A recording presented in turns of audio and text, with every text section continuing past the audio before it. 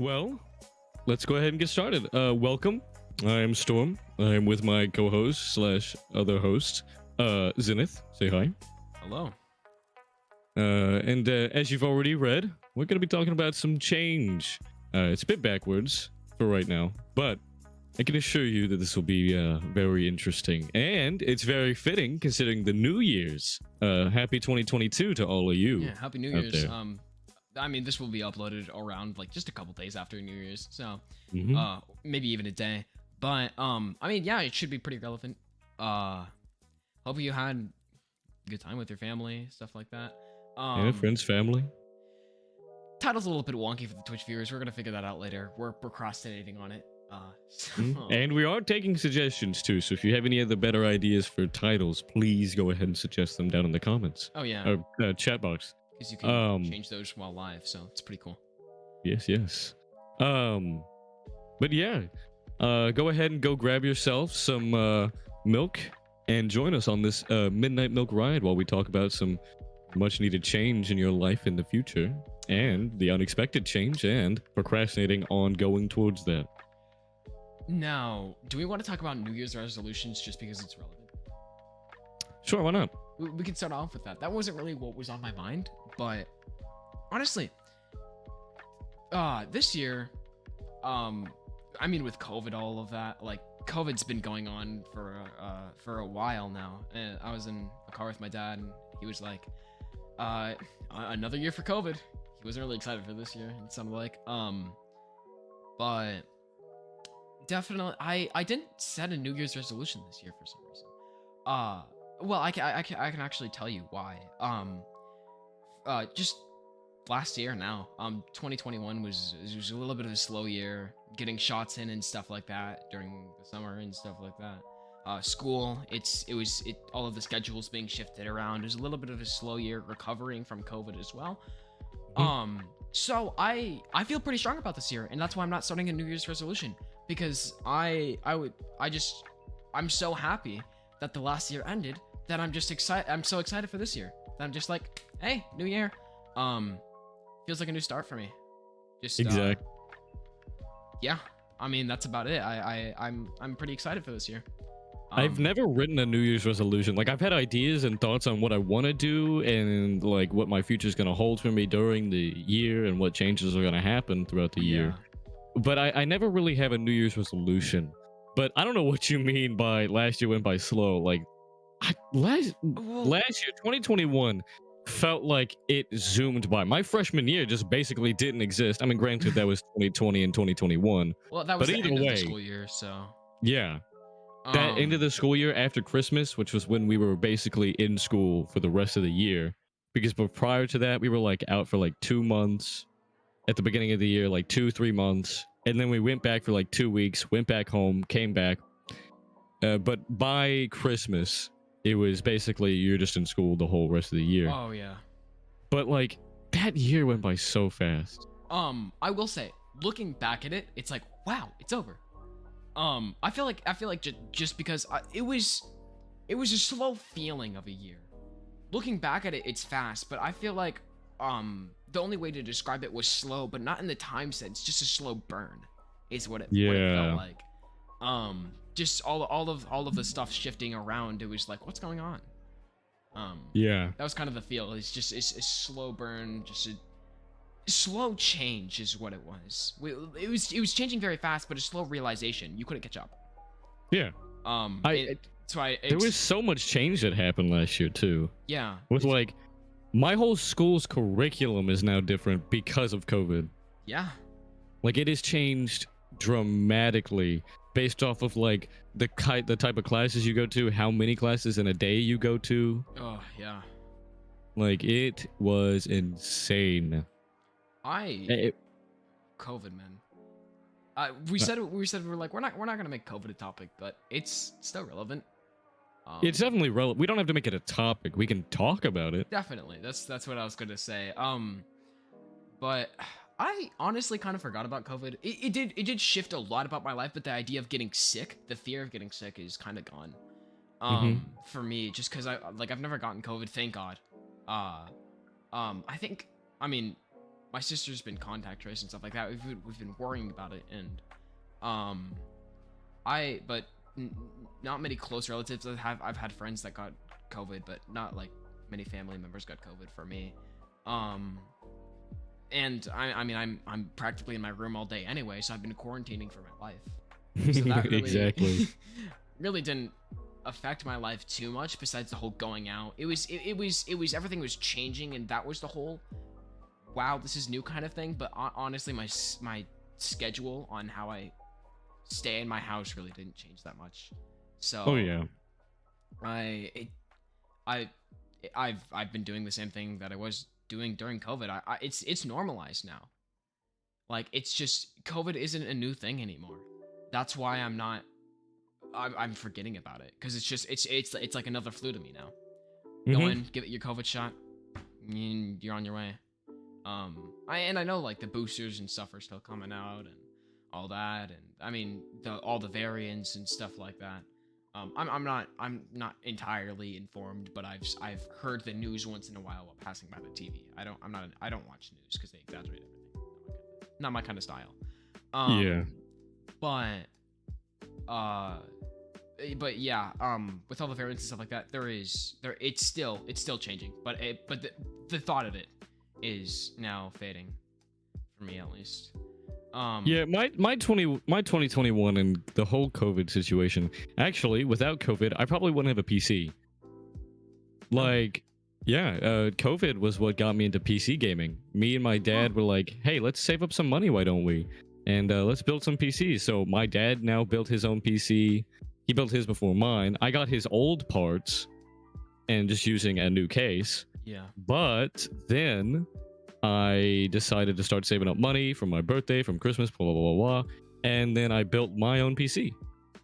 Not only that, this 2021 was the year that I got introduced to VR. Really? So, yeah. Okay. Well, I guess like 2020 because of Christmas. Yeah. And then the New Year's hit. But I still count 2021 being like the official year that I had VR, because I was using that whole year with VR. Yeah, I see. And that is probably one of the best and biggest changes of my life. VR? Right now, at least, is VR. Yeah, VR it's crazy. Like, if you haven't been able to experience VR, you need to. Yeah. Like, it is genuinely probably one of the best experiences you'll have when it comes to not only gaming, but socializing, any aspects of like watching videos or movies. It enhances it so well. But like, I met Zenith on VR chat. That's where I've met a lot of my friends currently. Is through VR chat, and it's probably one of the best things that's ever happened.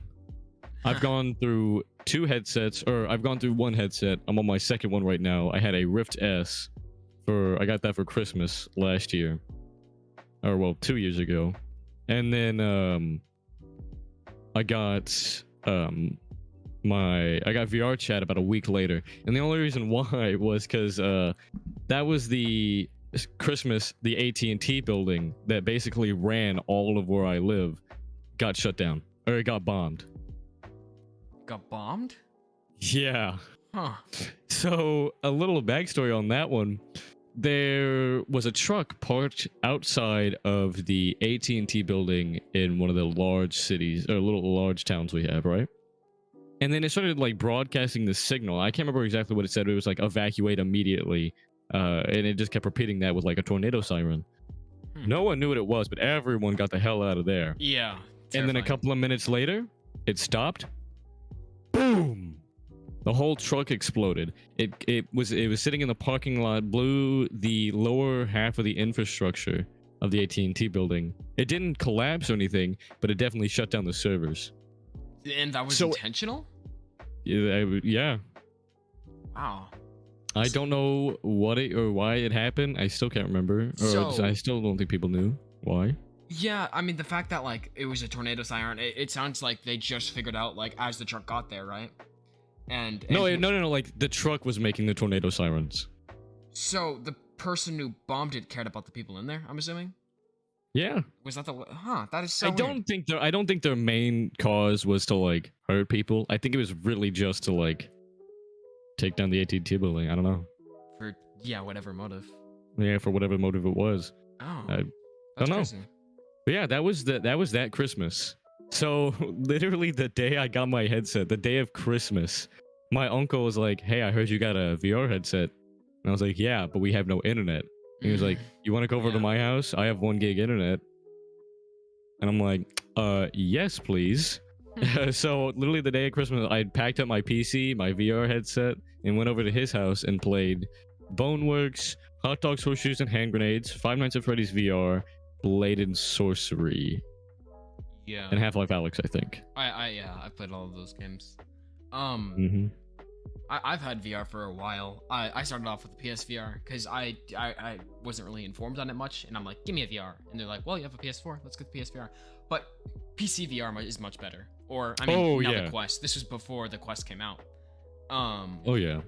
But yeah, I got the PSVR, and I mean, it was my first experience in VR, so it blew my mind.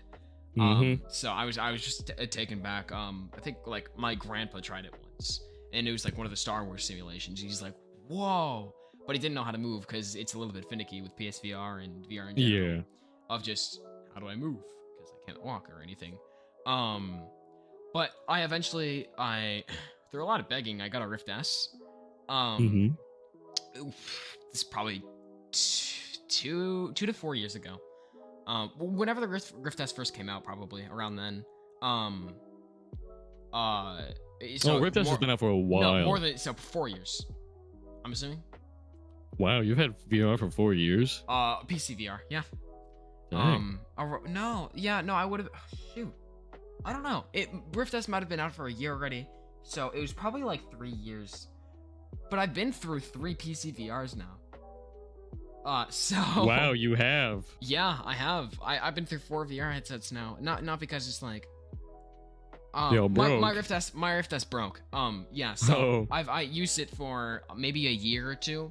The cable just shitted itself. It wasn't the best headset, probably because it was like VR was new. They didn't know. And they were so expensive. Yeah. Like even like especially now, like they don't make the Rift S anymore. Yeah. So the only cables you can find are like people that are like selling them, but they're selling them for like $150, $175 for a cable.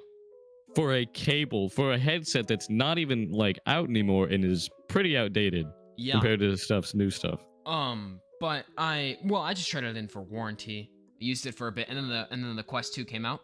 I waited about a year for everything to die down, and then I got the Quest 2 for but for the Rift S, my PC wasn't, so I had a bunch of money that I saved up throughout practically my whole entire lifetime, because I'm just that kind of guy who just saves money for whatever occasion's gonna come. And I was like, I want a VR. This is like the PSVR can only do so much, but the Rift S, like PCVR, is a whole nother world. And it has endless possibilities practically. So I was like, I need this. And I saved up a bunch of money. Like I had money, and I just bought the Rift S. It was around $400. At the time. Yeah, it was $400 at the time. I'm sure is it more expensive now? You can't even. Well, I mean, depending on who's selling them. But I mean, no one's really selling them for that much. But they did mark it down for Christmas. So when we got mine, it was like $300. Interesting. But my PC wasn't PCVR ready. I didn't even have a, what's it called? What's the cable that you plug in for PCVR? I don't remember. Display and USB? Yeah, DisplayPort. I didn't have a DisplayPort in that computer. So like we were gonna buy a separate thing, but we realized I didn't even have the specs to download the Oculus software. So I needed to buy an entire new PC, and I can only pay for half of it. But my dad was like, screw it.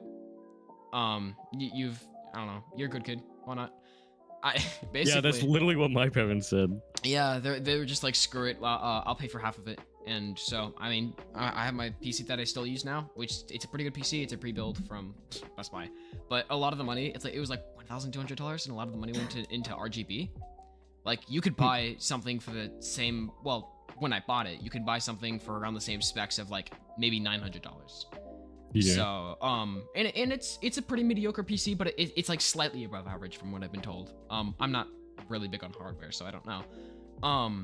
mine's that like middle tier gaming PC. Like I have Ryzen 5 with a 2060 Yeah. X570 motherboard. With now my RAM, or not my RAM, my storage on the other end is top of the line with a 980 and a 970. But Yeah, my RAM is this just some doesn't mean Corsair anything Vengeance to Pro. me. Yeah, this is really it for this is out there for just the PC spec guys. Yeah. And yeah, I was out there. I would go to my PC specs, but that's too much work. Like, I could probably memorize them by now, but honestly, it's the fact that I don't know anything about it. My brain's not gonna memorize it. Yeah, I remembered everything on this computer. Yeah. I mean, as you should. But I got, so basically I actually traded in my Rift S for a Quest. And I got $100 like that I could use in Best Buy out of it because it was $100 cheaper. So I got a Quest and I had a link and then my cat sheet on it. So I've been running Virtual Desktop for about a year. Dang, sorry about that. Virtual Desktop sucks. Yeah. I'm sorry. Like, unless you got good bandwidth on your computer or you're right next to your router, good luck with that. Airlink's even worse. Airlink is Yeah. it's not polished yet. It's not finished. I mean that's about it. They've released it. It's still early. it's still in the experimental tab.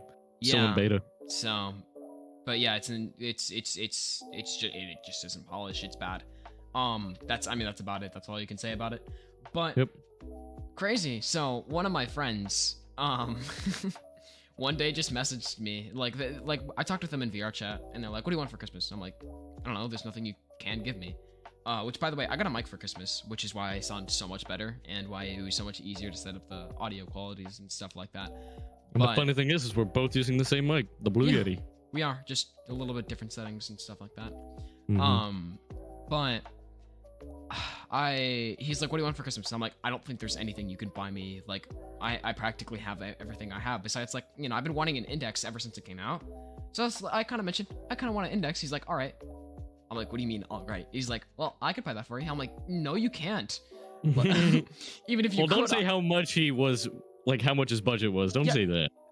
No, like he basically did stocks and had like a large budget that he asked like 20 of his friends what they wanted for Christmas or something like that, 10 to 20, and he bought them all stuff that were very large items and in cost. And I was like, "Yeah, I've been wanting a Valve Index for a long time." He's like, "I can buy you it." I'm like, "What?" I've had full body, which I can say the prices of these, but for if you have a Quest, that means like a Quest 2, you don't have base stations. In order to track full body as it stands, like one of the best full bodies on the market now, disregarding price, if you already had base stations for PCVR headset, that would be $300, $100 for each tracker. You need one tracker for each foot, and then a waist tracker. That's how full body works for VR, for games like Blend Sorcery and VR Chat and stuff like that. Well, I mean, with Tundra out there right now, like I think it's like 300, 350 for like their 3 trackers and their dongle of 3. Yeah. Okay. I don't know much about Tundra. When it was first in testing, it was pretty shit. So I don't really know much about it. Yeah, whenever they first like were in beta, or like when they were still on like their Patreon or whatever, like they were pretty bad. But now, like they're one of the best trackers you can buy for the price. Really? Yeah, like they're so much. They're a lot smaller than the Vive 2.0 trackers. Yeah. Their tracking is a bit better than the Vive 2.0 trackers. Their battery life is better than the 2.0 trackers. Interesting. And they're cheaper too. So it's like bang for your buck, boom. But because of that, everyone keeps buying them. Do you need base stations? Yeah, you do. Yeah, so you still need base stations for that. So either way, you're still paying like $500 exactly for just full body tracking, so and that's not even including your headset or PC. With the Vive trackers, they have a just to throw it out there, they have a battery life of like 6 hours, which is pretty good. But like realistically, for a human, you shouldn't be playing VR chat for 6 hours at a time. But some of us are a little bit different. But I had to set up base stations to track the trackers, and I bought 2.0s because they're, you know, one of the base base stations in the market. And I was planning to buy an Index later because I've been wanting one, right?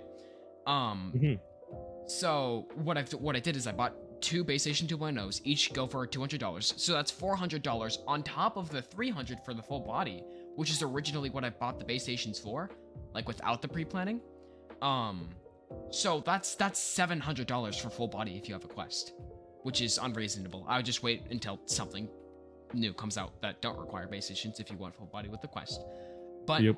since I already have those base stations, which is what I planned for, then all that my friend had to do for the gift was $700.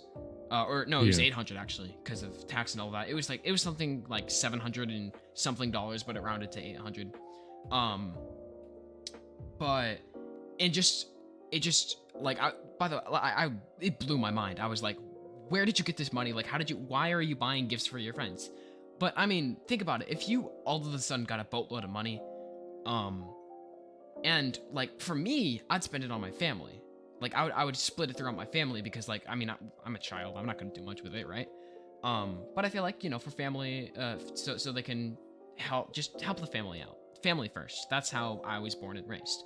But some Yeah. people, their friends are their family. So they're like, all right, I'm gonna buy stuff for my closest friends to show my appreciation towards them because they've really helped me out through a lot of stuff, and I guess that was his mentality. So he's like, what do you want for Christmas? So I have an index now. Yeah, I mean that's basically how it went. I was still, I mean, it's questionable whether you should take that much of an expensive gift because I mean that's a moral thing. Like, where are you at in life? Do you really? But for me being a child, I was just like, that is an opportunity you can't pass up.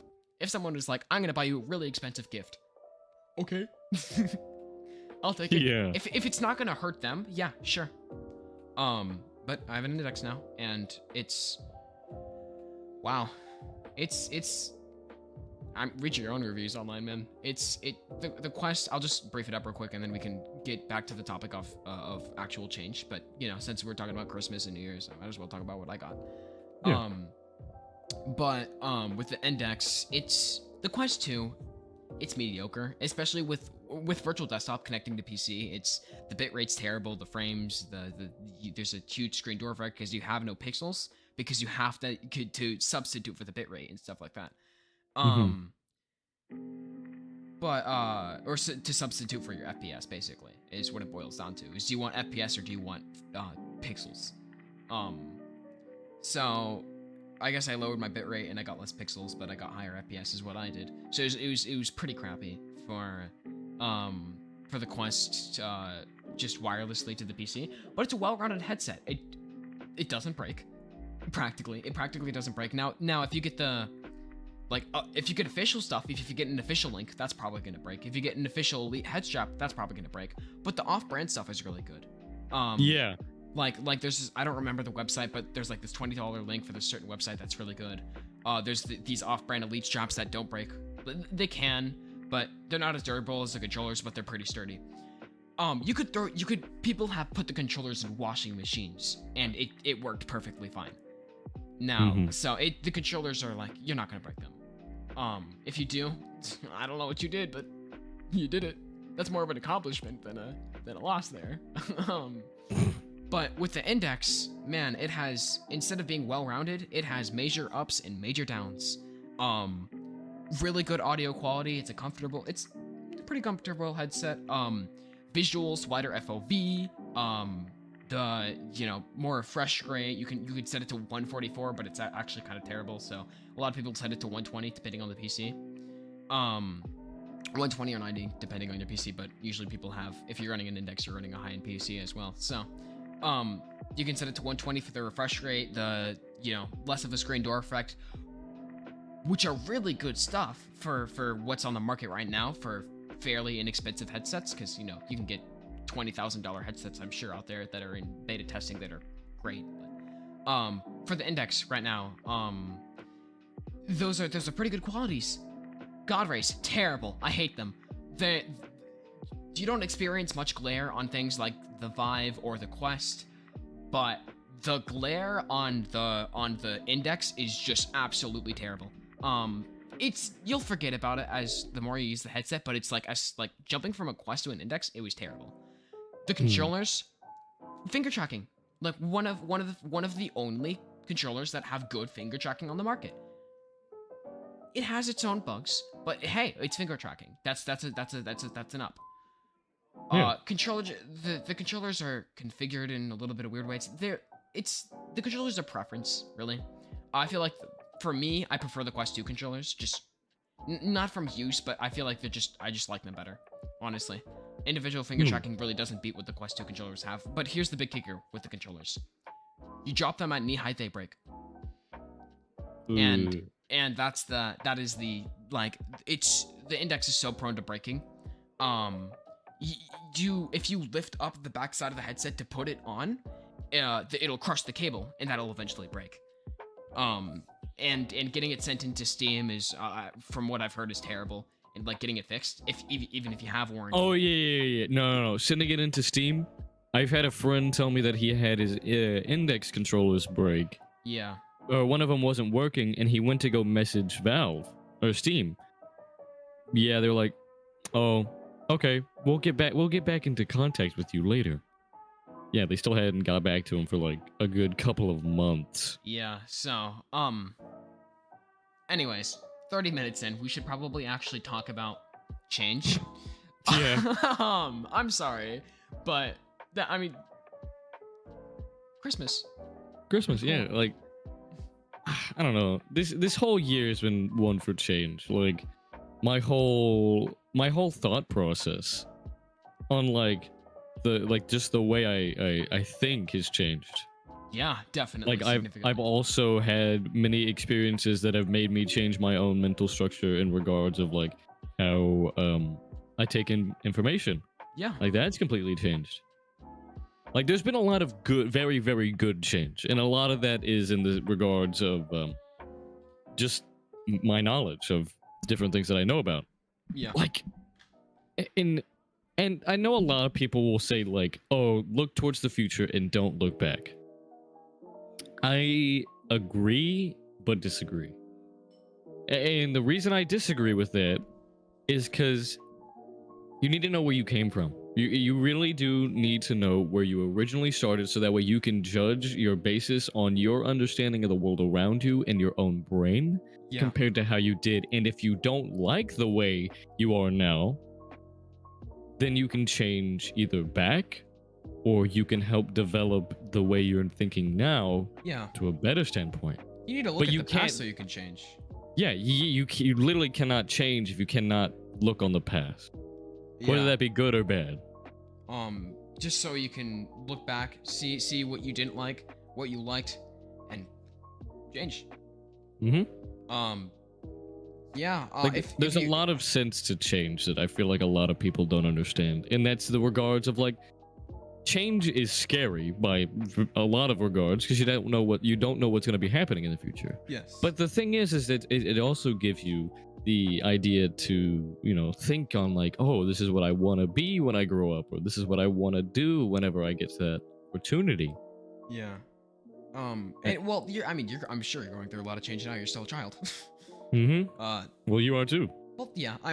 Just generally, we're gonna change a lot. Is just developing. We're developing. That's what that is. Yeah.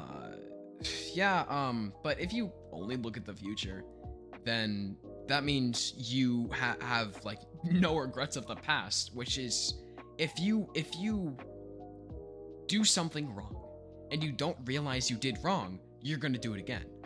You're gonna. That isn't change. But to be able to, when you do something wrong, not only to be able to identify it's wrong, but to be able to point fingers at yourself for that action is what changes a person. Exactly. A lot of people, they're living very shitty lives, and I'm not really one to say because I feel like I'm pretty fortunate. But from what I understand, just from looking at it from an outside perspective, if you go through an experience that is terrible, or you've maybe had a drama or something that happened recently, then what you need to do that whole time is, yes, you can see what the other side did wrong, see what you can do about it, but you also need to constantly self-check what you're doing wrong. Yeah. Constantly be in that check so you're not in the wrong. If you want to be right, you got to make sure you're not in the wrong. I feel like that's good for general, maybe debating, arguing, or drama. Any of that. You need to check your wrongs before you do your rights. Like, there's a lot of mental preparation that you need to have when it comes to change. Yeah. whether that be emotional, physical, anything like that. And continuing on with your change in the regards of the way you take in issues or problems or anything like that, I feel that you need to be able to work out your own mistakes that you've made that don't involve anyone else and be able to resolve that, understand what you did, take in what happened through the whole situation, go through everything. And if you can do that many times and you can actually say for yourself that, hey, I know and I understand how I can change and continue to understand that I made a mistake and still continue with that, then I feel like you have a good understanding on how to help other people through their issues. But if you can't, and many people have told you that you've made a mistake, but you do not change it, you don't reflect on it, you don't think of what they have to say on that matter, then I don't feel like you should be in the position to help said person through their issues. One of the Yeah. things that I can say that really are helpful for that is take time out of your day. It doesn't have to be a lot of time. Just take a little bit to sit down in your chair, turn on some music, play a video game, do whatever you want, read a book, and just think on the decisions you've made through your day. If you can calmly and you can say that I made good decisions today and that you are happy with either decisions or the actions you did, then that's good. But if you know that you've made a bad decision, or that if you've made a mistake in any regards, whether it be your own morals or someone else's morals, or you wronged them, then you need to be able to reflect on that, Yeah. understand, apologize, or whatever it may have been, and understand that you can fix that mistake. But if you can't, then you really need to take that time to process your own self. And this is the huge differentiation between the people who either take this advice and change, or have already done it in the past, which is more likely, right? Hmm. And understand what we're talking about. But for the people who don't, and it just like, oh, that doesn't happen to me, that probably means that you're gonna go through a bad day, and you're gonna go at the end of the day and you go, that was a shitty day because of this, this, and this. And you're listing the reasons why it's a shitty day, which is good. You should start off with that because you need to understand what happened, right? Hmm. Don't leave it at that.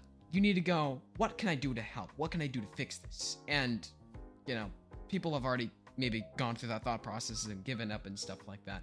But just going through of how can I fix what I have done wrong throughout the day, rather than this happened and this was bad. You need to go, I did this and this was bad because I did this. How do I change my actions in order to make it less bad? Exactly. Like there's a lot of mental steps you need to go through. It's like how they say, like, oh, before you can love someone else, you have to love yourself. That's very correct. That's true. Now, that's not to say that, like, oh, if you've made a bad decision and you're wrong on that, that's okay. But you can't have every single situation that you've been in that was bad or that you made a mistake where you were in the wrong. You can't always say, I was wrong. Or like That's true. you can't always be like, oh, I'm in the right here. If you do that with everything and you take every bad decision with like the thought process that nothing was bad about it, you have a very serious issue with that. Same thing with I've always done wrong as well. Yeah. Both of them are. Like those are the two extremes that you really can't. You can't better yourself and go through better changes through that way. Yeah, definitely. If you do that, your change in the regards of aging, in the regards of going forward in the future, are going to be a little misguided. Yeah, you need to be a little bit optimistic with the bad part. If you go, I'm constantly doing bad, and you constantly try to fix it, then that means you're not looking at what you've done right as well. Because if you might have made a mistake, but you sometimes have to go, okay, so I made this certain mistake, but last time I did this, I made this certain mistake, and the mistake I made now had a little bit of a better outcome, so that means I'm changing. Now what can I do? Instead of, I made a mistake again, what can I do? Have a little bit of optimism, think a little bit more about it. And then vice versa for the other way around. If you constantly think you're doing right, then you need to look at what you're doing. But I mean, that's not to say that all change is like, oh, you have to do this. Oh yeah. Not every situation will require you to think in this manner. And there's a Change lot comes of other, naturally. some change, or well, most changes really are just daily things that you really don't ever expect to change your overarching views on life. But go figure, there could be an experience that you have that you could just not mind. Just like, I don't know, for example, one day you don't talk to one of your friends. And I mean, this is a very extreme case, and I doubt this would really ever happen. It's like, let's say you go one day without talking to like your best friend or something. You never know. Your whole life could change in that one instant. You might not be able to. Yeah. You might not be able to place, like in the future, you might not be able to think, why is my life the way it is now? What was the big change? So you never know that. But that's exciting. Like it's change is extremely terrifying because you don't know what's going on. You can't control change. And considering, time is always moving, you have to keep that in mind with what you do. You take in everything for what it is, Don't always take things with face value. But at the same time, not everything needs a deeper meaning. Yeah. I had a thought before. By the way, I just looked at 155 views, and we're 40 minutes in. I don't know what to think about that, because that means, oh, there's a lot of people there. But also, what that also means is there's only 6 viewers, so that means so many people left. But that also means that there's people going in and out. Yeah. And at least we're getting checked out, so. Yeah, at least we're getting checked out. That's true. That's fair. I'm just like, no one's staying. I don't know. Considering this will be uploaded on YouTube, I don't really mind. Granted, I've never been one big on the view count. Well, I'd like it. I mean, yeah, like I would enjoy it, and I enjoy seeing the view count, but at the same time, it's not my main focus. Definitely. No, I definitely just enjoy sitting here, talking, chatting, and then the occasional ramen noodles in the chat. That is not ramen noodles. What is that? Is that? I just assumed it was. Yeah, no, that's ramen noodles. Yeah, because I hovered and it's funny that Sweet Noodles is the one that posted the noodles. Yeah, that was one of my friends that are like, I never catch you live, and I'm like, okay, helping you. But yeah, I don't know, like that before. But yeah, going back to the change, like, don't always expect don't always expect your life to go exactly according to plan, because that's not how things work. But to have some sort of structure to it is good. You know what I mean? Like, you at least want to have a game plan. Yeah. Now, you don't know the other underlying factors that are going to inevitably change this, or the things that might crop up that might change your view on what you want for the future. Blah, blah, blah, blah. All I do know, and that a lot of others know, is that change doesn't always have to be so scary. For example, you could be looking forward to things like, I don't know, a new game coming out, or a new headset coming out, or anything new that you're looking forward to. That's inevitable change that you're looking forward to. You're excited for that. Definitely. Oh yeah, I've never thought of it that way. Like, change is one of those things where it's like, it is horrifying, and it is also very beautiful at the same time. Yeah. Like, for example, my sister, like, I don't want her to grow up, because she's just who she is, and I don't want to grow further apart, which is inevitable. Yeah. But I will also get to see her change and grow her own perception of the own world, and the perception of others' minds, including her own. Like, there's a lot of beautifulness that comes in the regards of seeing the world around you change. And you need to be able to take that in. And not need, but you at some point you should take the time to look at the changes that are happening either around you, or that are going to happen, or that have already happened. Like I said, going back to the whole, like, oh, they say look towards the future and don't ever look back. It's a lie. I feel like that is some pretty clouded judgment right there. Or not judgment, but that's pretty It's a wrong thinking, in my opinion. Speaking of which, so before this podcast, um, I was looking up. We're trying to decide titles, and there was this one quote that I read. It's pretty Oh broad. And yeah. people who are watching have probably heard something like this before, but I want to go into detail and explain, and maybe shift your perspective on this. But the quote reads, "The truth is, unless you let go, unless you forgive yourself, unless you forgive the situation, unless you realize that the situation is over, you cannot move forward. Yesterday is not ours to recover, but tomorrow is ours to win or to lose. I think that the power is the principle." There's a lot, but a little bit in this quote at the same time. With the whole yesterday thing, people, I'm sure a lot of people, and even people who've went to church before, this is also covered in that a lot. Forgiving, definitely, but let's focus a little bit more on forgiving, because forgiving just doesn't just mean, like, forgiving yourself, forgiving the other person, forgiving what happened, but to, I don't know, just acceptance is a big part of that. To forgive, you need to accept as well. It isn't just you forgive them. You also need to accept what happened as well as a thing that happened. If you still want to change what happened, then go ahead. But you need to get to a point where when you're finally just like, I'm done, right?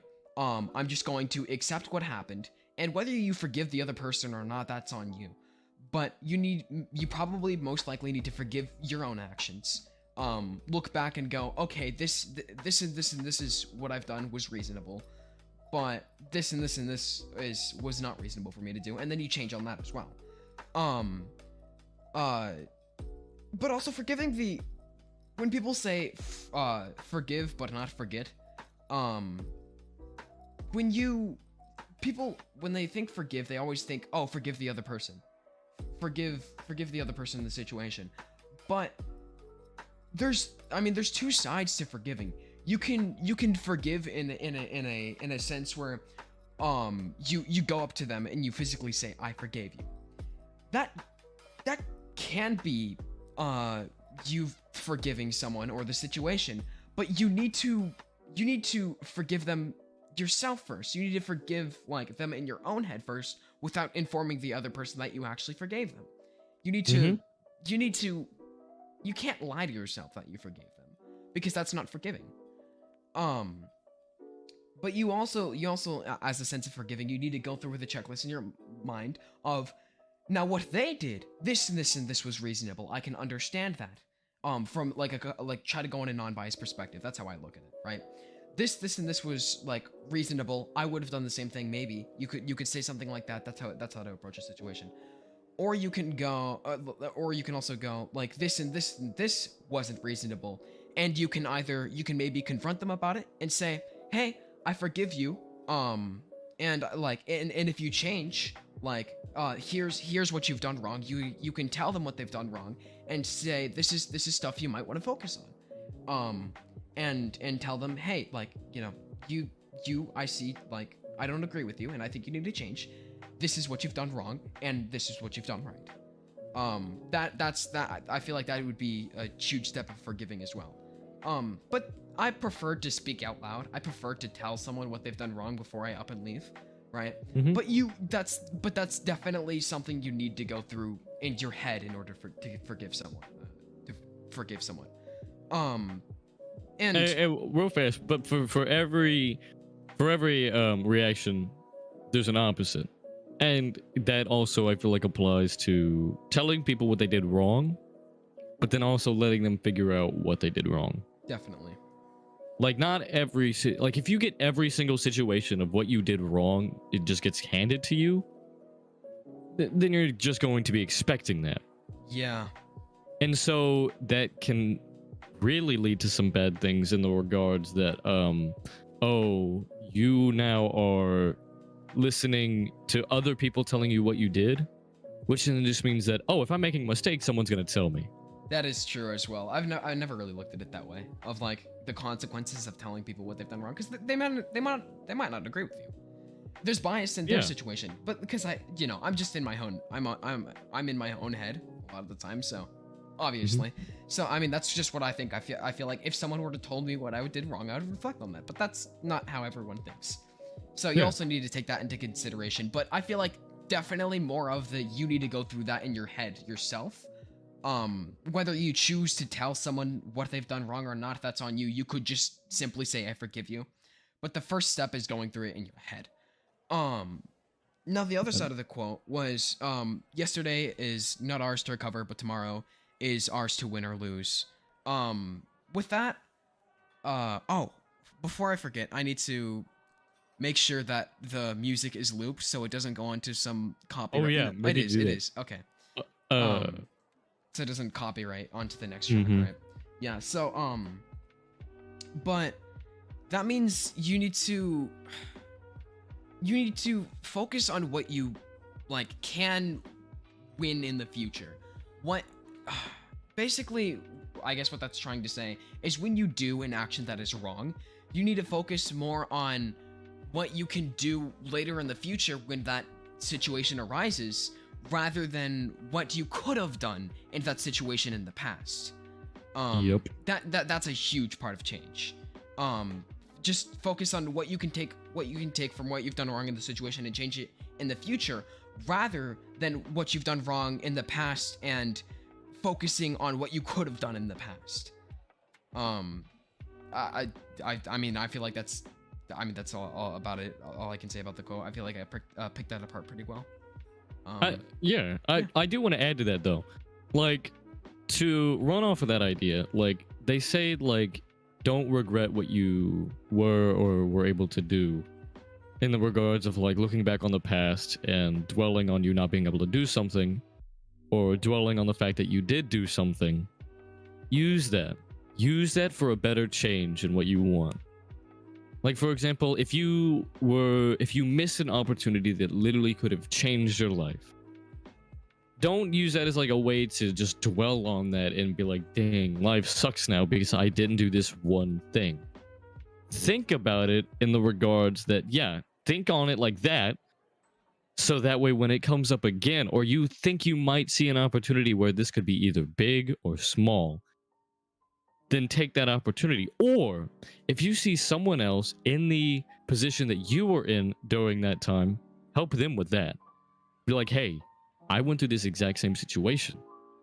I'm not guaranteeing that things are going to change for you, but you never know. Something that they might be in the same position and they're going through the same thoughts where it's just like I don't know if I want to do this or not.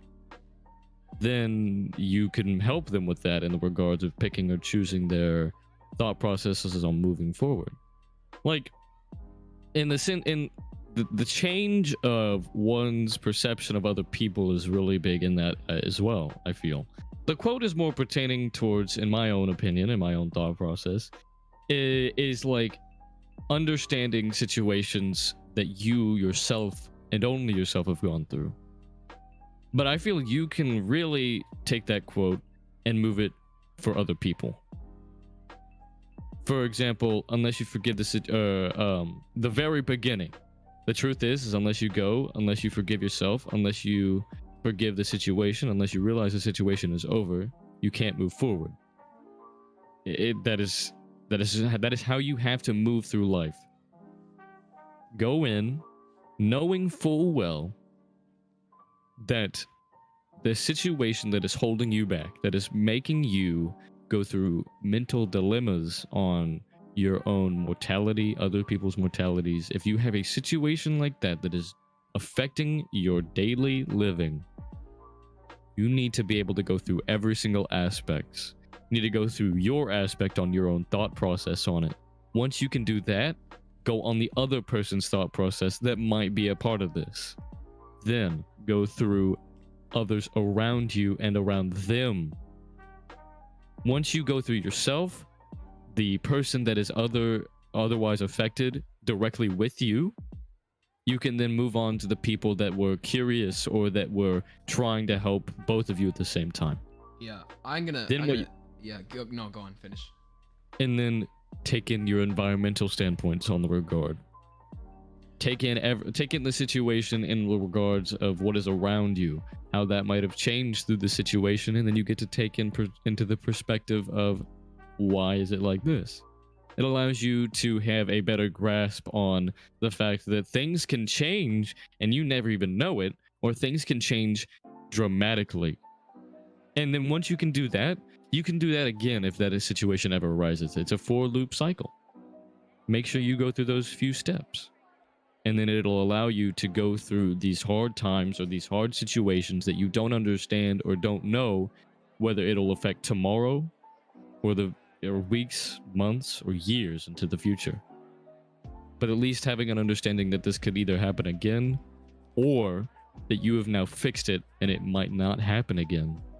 That is the first few steps on moving towards a better future where you can understand change. I'm gonna go through this real quick of just to clarify some things basically. With helping other people out, you need to definitely help yourself before you help other people. But also within helping other people, it allows you to get another perspective on the situation, and it changes you even more. And you get to learn, gain more knowledge from the whole entire thing. So definitely, like, helping other people does have its own benefits, but helping yourself first definitely matters. But with the whole, when you see someone going through a situation you have been through before, with the whole giving them advice thing, you need to make sure that what you're doing is, when you want to help someone out that's been through a similar situation, you need to make sure what you're doing is you approach them and you go, hey, I've been through something similar. Here's what I have learned. Here's what I've done. And you can nitpick what I say to maybe help you in your situation, right? That is what advice is. Don't go up to them and go, yeah, I've been through that. It sucks, man. And then start talking about yourself and how terrible your life is. That is what you don't do. Because that is how you go, this seems like I'm going in the wrong direction, pal. Yeah, that only makes them feel like shit, because that makes them feel bad for you, and it also makes them feel like their situation is worthless. But what it also does, it makes you a terrible person. And you don't change through that. You just go, yeah, it sucks. But not only that, but then it's like you also make them fear the future even more, because they're like, oh my god, you went through the exact same thing. Yeah. So that means my outcome's gonna be just like yours. There's a lot of do's and don'ts with advice. It's helping people is formulaic in the regards that formula changes every single time. There's no given route. Let me change what I just said. It is the opposite of formulaic. There we go. Yeah. Because there's never going to be a straightforward path to the end. There's not going to be a step 1 to step how many to get to your final result. There's going to be step 1, part A, B, C. Part C has parts B and A included in them. So like you might have to backtrack, or you're going to have to understand that not everyone's situation, including yours, will be the exact same. Not even that. You might start off with a part 1, and then you go, okay, so we go on to A, and then because something changes while trying to go through that, while trying to give advice or something like that, you will have to backtrack, and you will have to change your entire plan, right? But it's definitely with that, every situation is different, every person is different, and every people who approach the situation, every person who does that is different as well. Like the thought process is different. People approach situations differently. That's what I meant to say. So it's totally different. There's no set formula, and also because of that, there's no what may work for someone may be entirely different for someone else, because that might just not be their way of doing things. Exactly. So yeah. Like, I don't know, there's a there's a way you can follow to help someone, but don't follow that to a T. Like, don't follow your exact plan that you did with one person and do it again the exact same way. It's how you make mistakes. That's how you disregard change. Mm-hmm. So you're not changing. Especially, I mean, even with advice, giving advice to people, like, looking back at the advice you gave to other people, that is another instance of change. Because you may look back at advice you gave to people to change, and then looking back at that advice you gave to someone else, you just go, oh, I don't like that piece of advice. Here's how to word it differently. Or you might go, oh, that was a great piece of advice. I want to say that again. Like, like making a bunch of I make a bunch of philosophical quotes on the fly, and sometimes I like, taking them and saying them later and describing them to other people. They may be formed and worded a little differently, for each different person. Not only because my memory isn't like exact pinpoint on, but also different people need it described differently to understand what you're talking about more.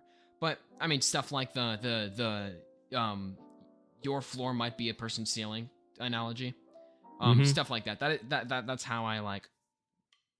That's another way to give advice is to. Damn, that's a really good quote. I like that. Yeah, but that's definitely how I approach giving advice. Is looking back at advice I gave other people and just go, I like this, I don't like this. I'm gonna go, and now I'm gonna go at it, right? Assessing.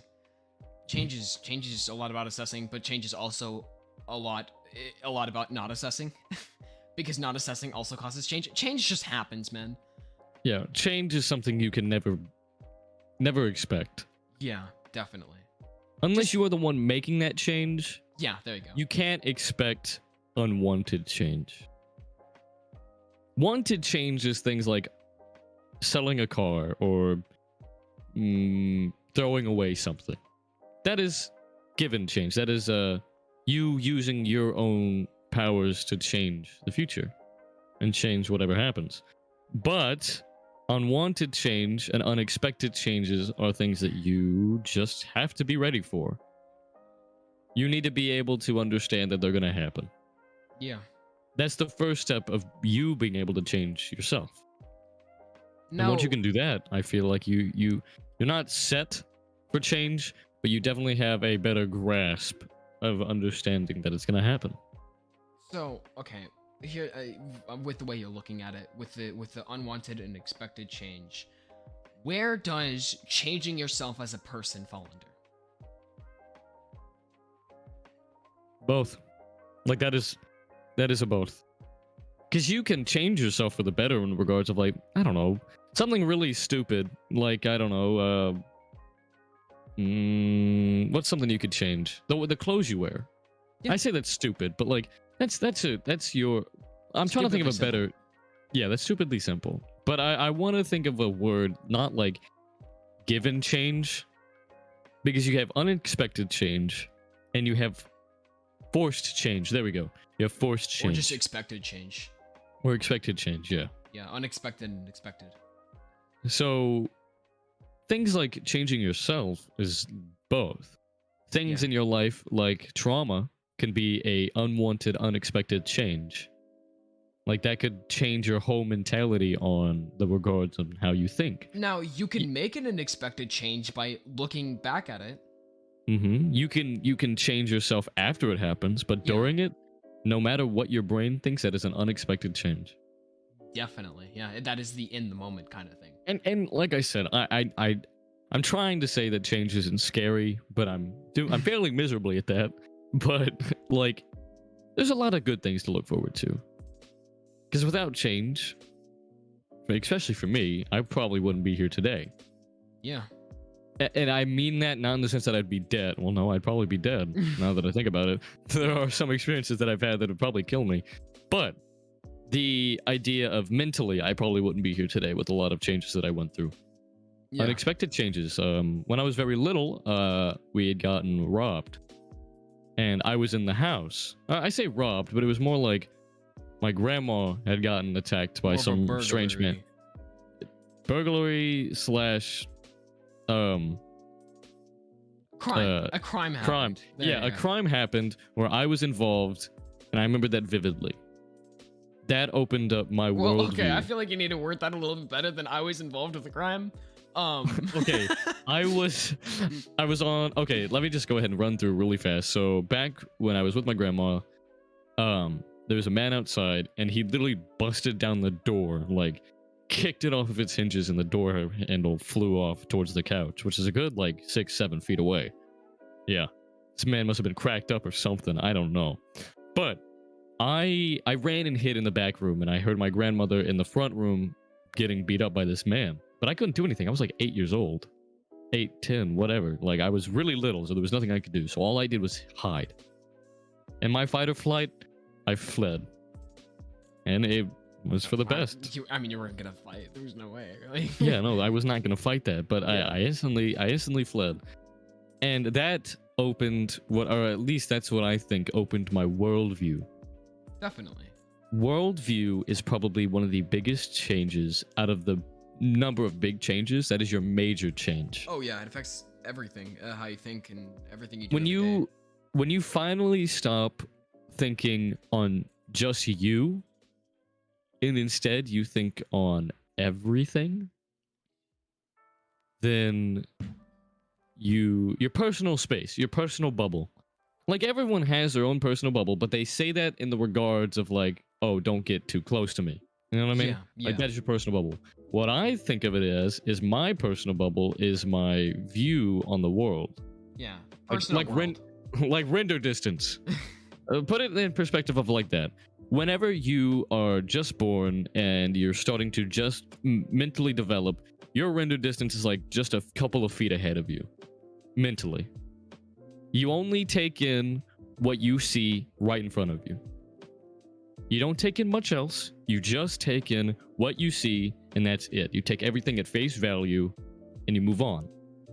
But the way I feel like you turn your render distance up to everything, or quite large, to the point where is by it's lagging your PC and your brain starts hurting. exactly, is when you go through a traumatic event where something else forces you to open up your worldview or your personal space, your personal bubble.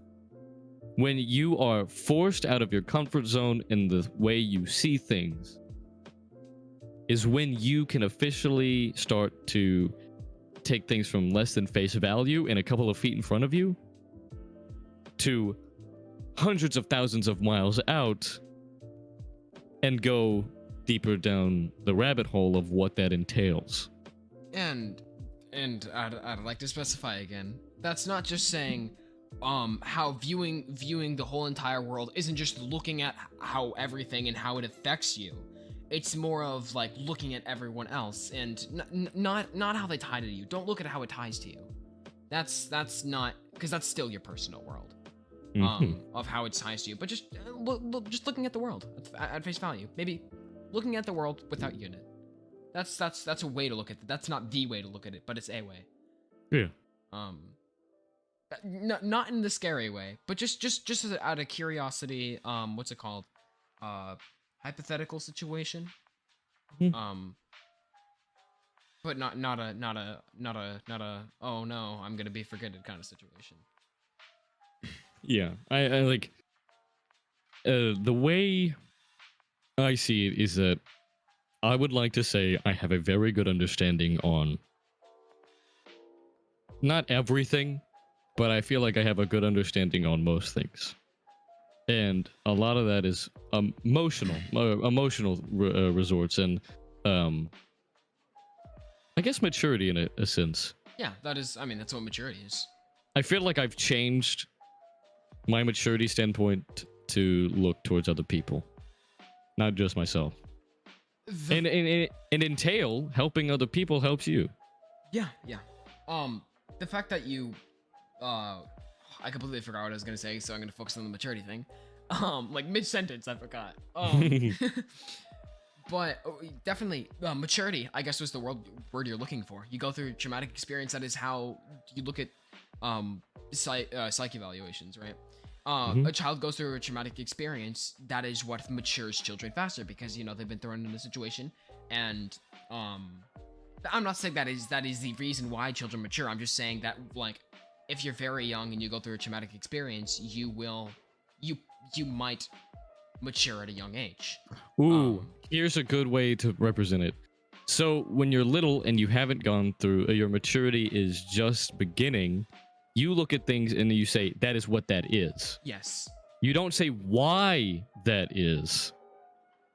You say, this is happening, not why is this happening. Definitely. Yeah. But again, when you get thrown right into the deep end immediately, you're gonna have to learn how to survive. Yeah.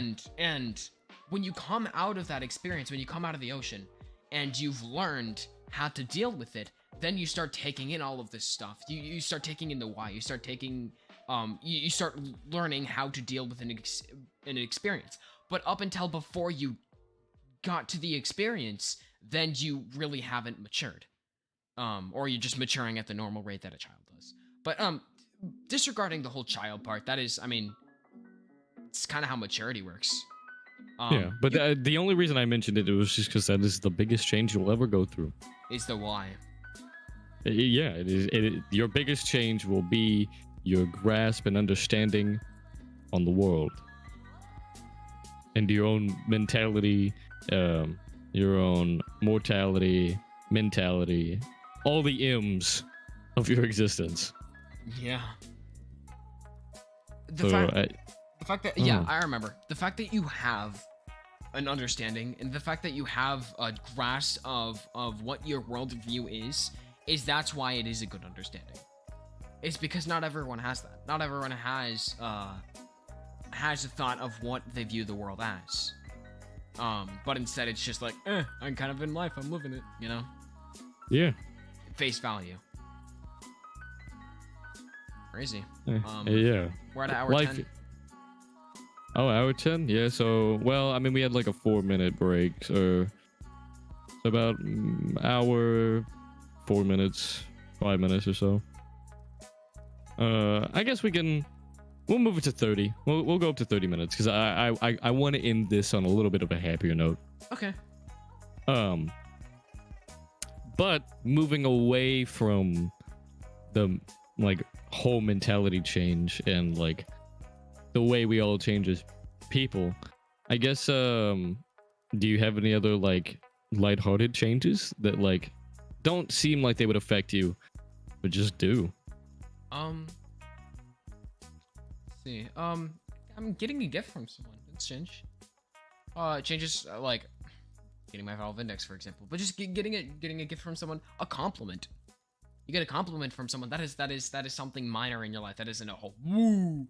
But that is something that could, like, change your whole day. Yeah, definitely. Which then, like, there's a lot, kind of like the ripple effect. Like, if you give someone a compliment and it cheers them up, it might make them want to do the exact same thing. Yeah. So then you go and compliment someone, they get complimented, they feel excited and happy about that, and it changes their view, vice and so on and so forth. But, like, that little change, just, you know, out of the blue or just out of nowhere, the unexpected change doesn't have to be a negative change. That unexpected change could be something very good. It could be a wanted unexpected change. Yeah. For the vice versa, you can have wanted expected changes, like giving that compliment. That's a change that you want to make for someone else. Yeah. Like buying yourself something, that's a wanted, expected change. But I mean, like, and then there's those thoughts with, like, nostalgia. Like, I love nostalgia because it keeps you grounded to your roots. Nostalgia, like, and even if like people say that, oh, you can't have nostalgia until it's been years after you've gone through it. No, if you have nostalgia from like 2 weeks ago, yeah, that's good. That is good. That means that you reminisce in the past, that you're happy it happened, but you have to move on. Something that I say a lot is happening happened. Yeah. Like, because it's true. Happening has already happened. But that's happening is happening. happening happened. Oh, that's a where'd you get that one from? Adventure Time. Wow. It's a song. Huh. It's in a song. So I mean, with nostalgia, I probably had to describe nostalgia as an English essay. I don't remember doing it, but I just remember talking about it in class. Hmm. I remember having to think about it. It's probably for some assignment, but just the word nostalgia has such a big imprint on someone's brain. I'd assume, because that's how it works for me. But because that's what nostalgia is. It's that sensation. But the fact that you have nostalgia means that you've moved on and you're looking back and you're like, wow, that was an experience. It could have Yeah. been a sad experience, could have been a good experience, but the fact that you're having nostalgia means you moved on. Yeah. And like everyone should at one point miss their nostalgia. That's usually what it is. You're usually reminiscing and missing the past. Yeah.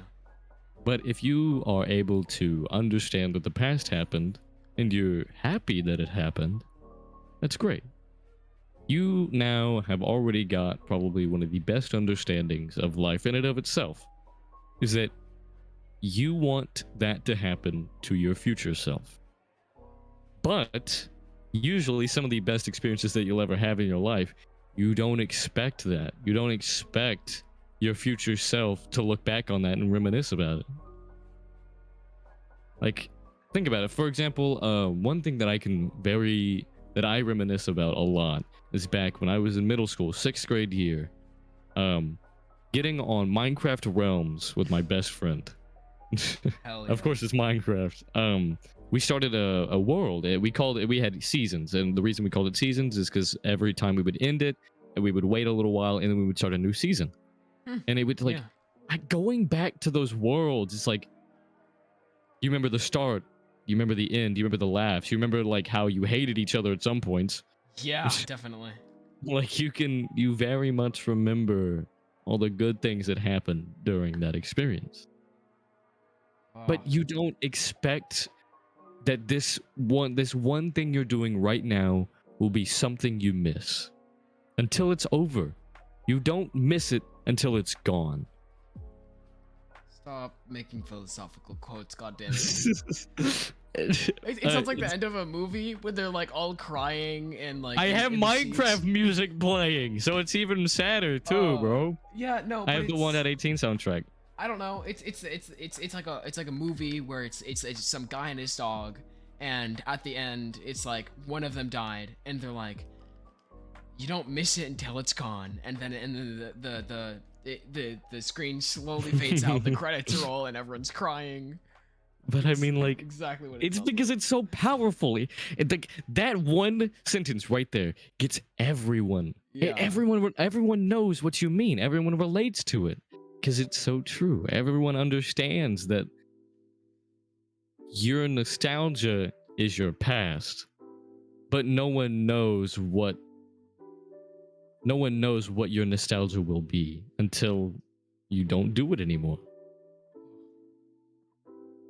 Like you never knew you were gonna miss that childhood like ignorance, that beautiful ignorant bliss that you had when you were like 5 years old and you didn't even know what like any curse words were besides crap and dang. Oh yeah.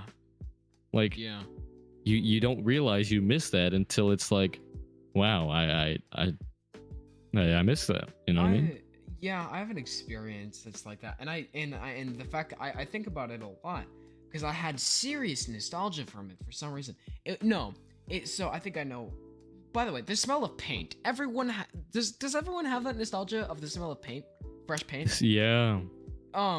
Here's why. I know why. Well, you go first. I'll explain why. Well, it's walking into a new house. Yeah. Okay. Yeah. Yeah. So when you walk into a new house, you're like, wow, this is new. Like this is like you're prepared and you're about to go through a big change, and you smell that fresh paint when you walk in the house, right? But then you may have lived in the house for 2, 4, 10 years, and you walk in that one closet or that one room that you haven't walked in for years, and that smell of fresh paint is still trapped in there. And you just walk in and you're just hit and you almost fall over, right? And you're just like, wow. And you all of the, it doesn't even have to be memories, but just the sensation of walking into that house for the first time just hits you again. Mm-hmm. Or of older houses that you've been in. Like all of those memories hit you and you're just taken aback. But for some reason the smell of fresh paint, it's again one of these lined up experiences that I didn't think much of until I identified what it was. But I remember I actually I quite frankly don't remember, but I was very little. I probably was like 4 or 5, walking into some kid's house that looked bigger than me. He was probably 6, but you know, he looked like a big kid to me. So, and I don't know, like I didn't know him that well. I looked up to him just because he was a bigger kid than me, and I don't know. We played with like the Tinker toys and stuff like that, and like I guess I was scared of him, but I remember I kind of remember, and I might be making this up, but they had a yellow Jeep. And so the two things, and I'm assuming they just probably moved into a new house, but that house smelled like fresh paint. So not only do I like, whenever I smell fresh paint, I get hit with my childhood because of that random experience, but also seeing specific model Jeeps hit me with that same experience. And this is just a, like, I just walked into some kid's house that probably was maybe my parents. They saw some other parents at the across the street and were like, hey, I have a kid, you have a kid, let them hang out, you know? Yeah. And it's just one of those random niche experiences that just trigger. I mean, like that's the beauty of it, though. It's like everyone, I bet you at one point in their life is like, oh, I want to take in everything so that way my future self can look on this in a nostalgic experience. I say don't do that. Yeah. Like, yeah, of course, take the time to take in all that time that you're there, but don't live your life for your future self. Like, yeah, of course don't, like, yeah, your future you is what your actions are, so yeah, you're gonna want to live for your future you, but don't think of it that way. Think of it as like this is gonna be something that lasts forever, because then you will see it nostalgically. The only reason you don't think of things as nostalgic from 2 weeks ago, well, usually, is because it just happened. You think it'll happen again. But it's when that thing that you did that you thought was going to last forever, or you thought you were going to be able to do again, you can't. Or you're just, you've changed and you don't want to do that thing again. But you miss and you're happy that you went through a time period where you did that thing and you wanted to do that thing. And so you're kind of upset that you don't want to do that anymore, or that, you know, you went through that and you can't ever do it again. But that's the beauty of it. You get to think back on the great things that have happened, and you get to think back on them in such a good light that it just makes you reminisce the past, but also makes you know that, hey, this happened and I get to move on from this. I get to use this as something that brings me, you know, happiness, and I'm like, or it makes you think, hey, I did that and here I am today not regretting that. It was a good experience. Nostalgia is something that no one can explain, but everyone knows exactly what it is when you feel it and when others feel it. Yeah, definitely. With the whole 2-week nostalgia thing, I feel like that's the other side of happened, or you know, whatever you said. It's so confusing that it won't come out of my mouth, but I think I said it. Yeah, happened. When you, but I feel like that's the other side of happened, of more happening, because when you maybe go through an experience 2 weeks ago, you're still going through that experience 2 weeks later, because you're still thinking about it. It's still active in your mind. Mm-hmm. So it's even though happening is still happening. Mm-hmm. It's At no point is happening not happening. Yeah, it sounds very confusing. yeah. But when you but that's the face value of it. It's very confusing face value, but when you take in the time to think on it in a very deeper meaning, in a philosophical meaning, happening happened is probably one of the best ways to describe nostalgia. And it's because you can't nostalgia has a word for it, but you can't describe that feeling that nostalgia gives. Happening happened is probably one of the best ways I can properly emotionalize and put into words just how much nostalgia means to you and how much it means to others and me more specifically. Uh, I feel like it's a quote that a lot more people should use, but I understand why. No one, not no one, but not many people understand what I mean when I say that. They all just go, "That was way too confusing." yeah. But when you explain it to them or they think about it, they go, "I get exactly what you mean. Yeah. I know what you meant by that," and it's beautiful because then they relate to you in the regard that they know you were feeling nostalgic or you were missing the past or that you knew what was going on or that you know that the past happened and you can't change that. Um, I had a huge brain explosion while you were explaining that, and then I forgot about the brain explosion. But uh, it was less of what you're talking about. But I was thinking, like, with the Midnight Milk podcast, I try to go with consistency. Like for the example, like the thumbnail. But it's to keep people engaged and stuff like that. So everything isn't all over the place. You want to be organized.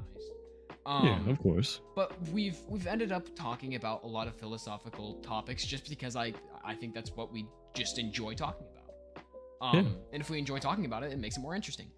Um, but It's not fun to talk about something you're not interested in. definitely. But we've talked just philosophy in general. It all ties together to the word philosophy. That's why the word was created. But s- we keep talking about different topics each time, but it all ties to the same general thing. And I feel like it's just because that's how, I mean, it ties to how we view on the world.